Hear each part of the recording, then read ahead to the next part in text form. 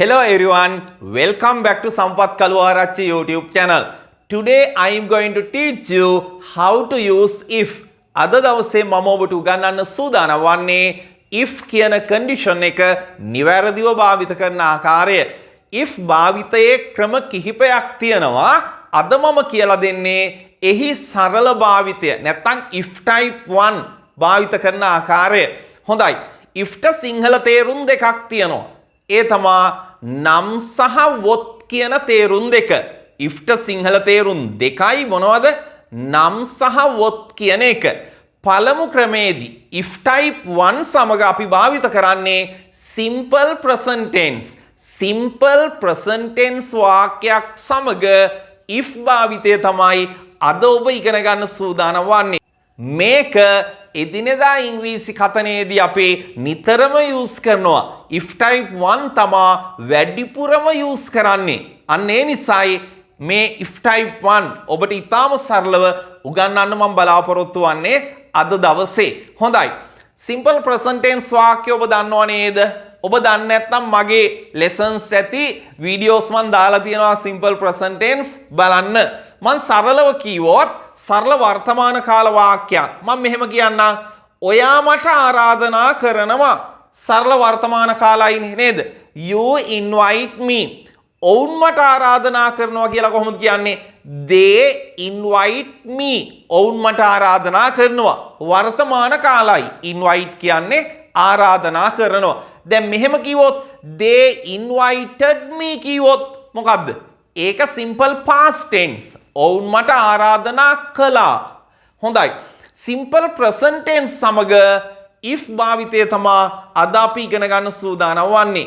ඔයා මට ආරාධනා කරනවා you invite me. ඔයා මට ආරාධනා කළොත් කියලා කොහොමද කියන්නේ? if දාන්නේ කොතෙන්ද?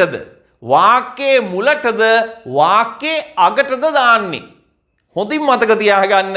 ඔබ දන්නවා if දාන්නේ අපේ ඉංග්‍රීසි වාක්‍යයේ මුලට. ඔයා මට ආරාධනා කළොත් if you invite me. if you invite me ඔයා මට ආරාධනා කළොත් අදහස සම්පූර්ණ වෙන්න තව වාක්‍යයක් ඕන නේද? අපි ඔයා මට ආරාධනා කළොත් කියලා අදහස නවත්තන්නේ නැහනේ. if you invite me කියලා අපි නවත්තන්නේ. අදහස සම්පූර්ණ වෙන්න අනිවාර්යයෙන්ම තව වාක්‍යයක් තිබිය යුතුමයි.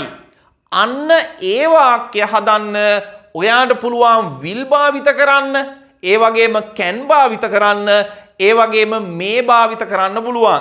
මෙන්න මේ තුන් දෙනාගෙන් එක්කෙනෙක් භාවිත කරලා ඊගා වාක්‍ය හදන්න පුළුවන්. ඒක සුදුසු පරිදි, ගැළපෙන පරිදි ඔබ යූස් කරන්න ඕන. හරි. මම මෙහෙම කියනවා. ඔයා මට ආරාධනා කළොත් මං එන්නම්.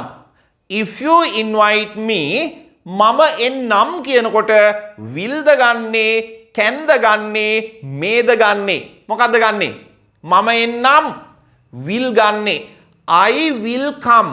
if you invite me I will come. මතක තියාගන්න writing වලදී if වාක්‍යයට පස්සේ අනිවාර්යයෙන්ම කොමාව දාන්න අමතක කරන්න එපා. if වාක්‍යයට පස්සේ අවසානයේට කොමාව දානවා writing වලදී. if you invite me I will come. ඔයා මට ආරාධනා කළොත් මම එන්නම්. මම ඔයාගේ පාටියට එන්නම් කියලා කොහොමද කියන්නේ? I will come to your party. I will come to your party. if you invite me I will come to your party. if you invite me I will come to your party. මං ඔයාගේ පාටියට එන්නම්. අපිට if වාක්‍ය දෙවනුව කියන්නත් පුළුවන්. මෙන්න මෙහෙම. I will come to your party if you invite me. එතනදී කොමාව භාවිත කරන්නේ නැහැ. ඒක මතක තියාගන්න. if වාක්‍ය දෙවනුව කියනකොට කොමාව භාවිත කරන්නේ නැහැ. I will come to your party if you invite me. මම එන්නම් ඔයාගේ පාටියට ඔයා මට ආරාධනා කළොත්. හොඳයි. පැහැදිලි නේද? if වාක්‍ය නිර්මාණය කරන ආකාරය. අපි තව වාක්‍යයකට යමු. ඔයා ඉංග්‍රීසි ඉගෙන ගත්තොත් ඔයාට හොඳ රස්සාවක් හොයාගන්න පුළුවන්. අපි එහෙම කියනවනේ නේද? ළමයින්ට එහෙම අපි කියනවා. පුතේ ඔයා හොඳට ඉංග්‍රීසි ඉගෙන ගත්තොත්, ඔයා ඉංග්‍රීසි ඉගෙන ගත්තොත් ඔයාට හොඳ රස්සාවක් හොයාගන්න පුළුවන්. ඔයා ඉංග්‍රීසි ඉගෙන ගන්නවා. you learn English. දැන් මම ඉංග්‍රීසි ඉගෙන ගන්නවා I learn English නේ. simple present tense වාක්‍යයක්. ඔයා ඉංග්‍රීසි ඉගෙන ගන්නවා you learn English. ඔයා ඉංග්‍රීසි ඉගෙන ගත්තොත් කොහොමද කියන්නේ? if you learn English. if you learn English. ඔයා ඉංග්‍රීසි ඉගෙන ගත්තොත් ඔයාට හොඳ රස්සාවක් හොයාගන්න පුළුවන්. පුළුවන් කියනකොට අපි ගන්නේ can. You can find a good job. Find කියන්නේ සොයා ගන්නවා. You can find a good job. ඔයාට හොඳ රස්සාවක් සොයා ගන්න පුළුවන්. If you learn English, you can find a good job.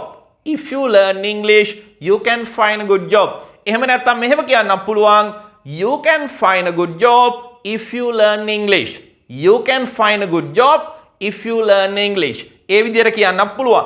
මේ සමගම මතක් කරන්න කැමති සතියට දවස් දෙකක් උගන්වන අපගේ ත්‍රිමාසික ප්‍රායෝගික ඔන්ලයින් ඉංග්‍රීසි පාඨමාලාව අපි ජූනි 19 ආරම්භ කරනවා. ඉතින් ඔබ කැමති නම් පාඨමාලාව පිළිබඳ විස්තර ලබා ගන්න තිරේ දිස්වෙන මෙන්න මේ නම්බර් එකට ඔයාගේ නම WhatsApp කරන්න. අපි සියලුම විස්තර WhatsApp හරහා ඔබට ලබා දෙනවා. ප්‍රායෝගික පාඨමාලාවක් මුල සිට සරලව ඊටාම පැහැදිලිව උගන්වන හොඳ පාඨමාලාවක්. වයස් ભેදයක් නැහැ. ඕන කෙනෙකුට ජොයින් වෙන්න පුළුවන්. හොඳයි. අපි තව වාක්‍යයකට යමු. ඔවුන් හොඳින් පුහුණු වීම කළොත් ඔවුන්ට තරගය දිනන්න පුළුවන්. ඔවුන් හොඳින් පුහුණු වීම කළොත් පුහුණු වීම කරනවා practice. ඔවුන් හොඳින් පුහුණු වීම කරනවා they practice well. ඔවුන් හොඳින් පුහුණු වීම කරනවා. ඔවුන් හොඳින් පුහුණු වීම කළොත් කියලා කොහොමද කියන්නේ? If they practice well. If they practice well. ඔවුන් හොඳින් පුහුණු වීම කළොත් ඔවුන්ට මැච් එක දිනන්න පුළුවන්. They can win the match. එතනදී අපි පුළුවන් කියනකොට can භාවිත කරේ. They can win the match. If they practice well, they can win the match. If they practice well, they can win the match. හොඳයි. තව එකක් ගමු. ඔයා මහන්සි වී වැඩ කරොත්. ඔයා මහන්සි වී වැඩ කරොත් ඔයා විභාගය හොඳින් සමත් වේවි. ඔයා මහන්සි වී වැඩ කරොත් ඔයා විභාගය හොඳින් සමත් වෙයි. කොහොමද කියන්නේ?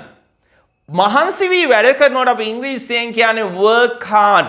ඔබ දන්න ක්‍රියාපදයක් work hard. මහන්සි වී වැඩ කරනවා. ඔයා මහන්සි වී වැඩ කළොත් if you work hard. If you work hard. ඔයා මහන්සි වී වැඩ කළොත් ඔයා විභාගය හොඳින් සමත් වේවි. You will pass the exam well. වේවි නිසා අපි will භාවිත කරන්නේ. willට පස්සේ තියෙන ක්‍රියාපදයේ base form එකෙන් තියන්නේ. කිසිදු වෙනසක් කරන්නේ නැහැ. ඔබ දන්නවා. You will pass the exam well. ඔයා හොඳින් විභාගය සමත් වේවි. පැහැදිලිනේ? ඔබට මෙහෙම කියන්නත් පුළුවන්. You will pass the exam well if you work hard. You will pass the exam well if you work hard. කැමති විදිහකට ඔබට පුළුවන් අදහස ප්‍රකාශ කරන්න. හොඳයි. අපි තව වාක්‍යයකට යමු. වැස්සොත් අපට බීච් එකට යන්න බෑ. වැස්සොත් අපට බීච් එකට යන්න බෑ. වැස්සොත් කියලා කොහොමද කියන්නේ? If it rains. වැස්සොත් if it rains අපිට බීච් එකට යන්න බෑ. We can't go to the beach. We can't go to the beach. If it rains we can't go to the beach. If it rains we can't go to the beach. පැහැදිලි නේද? වැස්සොත් අපිට beach එකට යන්න බෑ. If it rains we can't go to the beach. වැස්සොත් අපිට cricket සෙල්ලම් කරන්න බෑ. කොහොමද කියන්නේ? If it rains we can't play cricket. If it rains we can't play cricket. අපිට එහෙම කියන්න පුළුවන්. එහෙම නැත්නම් we can't play cricket if it rains. We can't play cricket if it rains. එහෙම කියන්න පුළුවන්. මේ if භාවිතය අපි නිතරම use කරනවා එදිනෙදා ඉංග්‍රීසි කතනයේදී. if වගේම unless කියන පදයක් අපි නිතරම use කරනවා. unless කියන්නේ නැතිනම් කියන්න. නැතිනම් අපි මෙහෙම කියනවානේ. ඔයා මට ආරාධනා කළේ නැත්නම් මම ඔයාගේ පාටියට එන්නේ නැහැ. ඔයා මට ආරාධනා කළේ නැත්නම් මම ඔයාගේ පාටියට එන්නේ නැහැ. කොහොමද කියන්නේ? Unless you invite me. Unless you invite me. ඔයා මට ආරාධනා කළේ නැත්නම් මම ඔයාගේ පාටියට එන්නේ නැහැ. I will not come to your party. Will not පුළුවන් අපිට කෙටි කරන්න. I won't come to your party කියන්න පුළුවන්.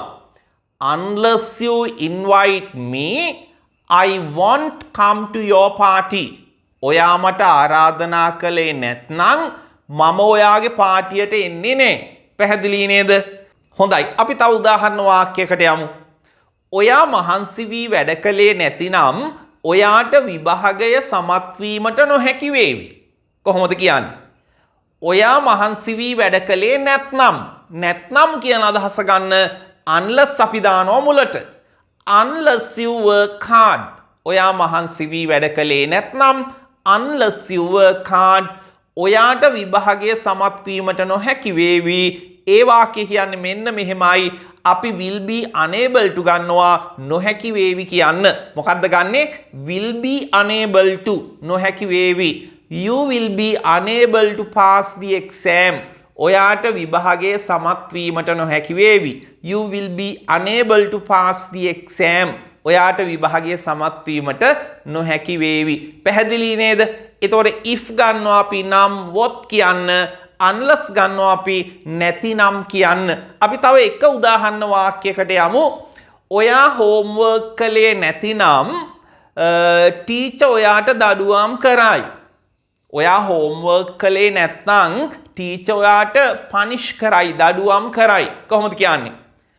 Unless you do homework. Unless you do homework. ඔයා homework කළේ නැතිනම්. Unless you do homework. Teacher ඔයාට punish කරයි. The teacher will punish you. The teacher will punish you. Teacher ඔයාට දඩුවම් කරයි. Unless you do homework, the teacher will punish you. පැහැදිලි නේද? හොඳයි. එහෙනම් එදිනෙදා ඉංග්‍රීසි කතනයේදී if ඒ වගේම unless නිවැරදිව භාවිත කරමින් ලස්සනට ඉංග්‍රීසියෙන් කතා කරන්න මහන්සි ගන්න ඕන. හොඳයි. එහෙනම් අපි තවත් වීඩියෝ එකකින් හමු වෙමු. ගිහින් එන්නම්. Have a nice day. Bye.